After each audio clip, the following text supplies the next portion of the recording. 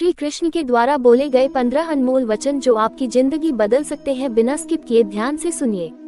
Number 1, कर्म का फल व्यक्ति को उसी तरह ढूंढ लेता है जैसे कोई बछड़ा सैकड़ों गायों के बीच अपनी मां को ढूंढ लेता है। नंबर 2, आत्मा न जन्म लेती है न मरती है, न ही इसे जलाया जा सकता है न ही इसे भिगोया जा सकता है, आत्मा अमर व अविनाशी है।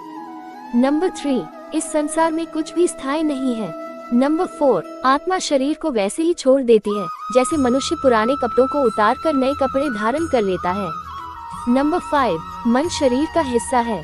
सुख दुख का एहसास करना आत्मा का नहीं शरीर का काम है। मान अपमान लाभ हानि खुश होना दुखी होना सब मन की शरारत है। नंबर 6, जब ये संसार ही स्थायी नहीं है तो इस संसार की कोई वस्तु कैसे स्थायी हो सकती है। नंबर 7, मैं सभी जीवों में विद्यमान हूँ, मैं चींटी में भी विद्यमान हूँ और हाथी में भी विद्यमान हूँ। नंबर 8, सारे रिश्ते नश्वर हैं और केवल शरीर से जुड़े हुए हैं। जैसे ही व्यक्ति की मृत्यु हो जाती है आत्मा शरीर को छोड़ देती है।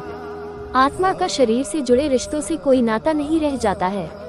नंबर 9, मेरे भी कई जन्म हो चुके हैं, तुम्हारे भी कई जन्म हो चुके हैं, ना तो मेरा आखिरी जन्म है और ना ये तुम्हारा आखिरी जन्म है। नंबर 10, वर्तमान परिस्थिति में जो तुम्हारा कर्तव्य है वही तुम्हारा धर्म है, धर्म व्यक्तिगत होता है। नंबर 11, मैं किसी के भाग्य का निर्माण नहीं करता ना ही किसी के कर्मफल में दखल देता हूँ, व्यक्ति या जीव का कर्म ही उसके भाग्य का निर्माता होता है। नंबर 12, क्रोध इंसान का सबसे बड़ा शत्रु होता है। क्रोध आने पर इंसान की सोचने समझने की शक्ति खत्म हो जाती है, उस व्यक्ति के पतन में ज्यादा समय नहीं लगता। नंबर 13, व्यक्ति कर्म करने से कभी छुटकारा नहीं पा सकता है, इसलिए तुम्हें हमेशा कर्म करते रहना चाहिए, क्योंकि कर्म के बिना तुम्हारे शरीर का निर्वाह भी नहीं हो सकता है। नंबर 14, परिवर्तन ही संसार में स्थायी है, इसलिए परिवर्तन से नहीं घबराना चाहिए। नंबर 15, मन को नियंत्रण में रखना किसी घोड़े के नवजात शिशु को नियंत्रण में रखने जितना कठिन होता है।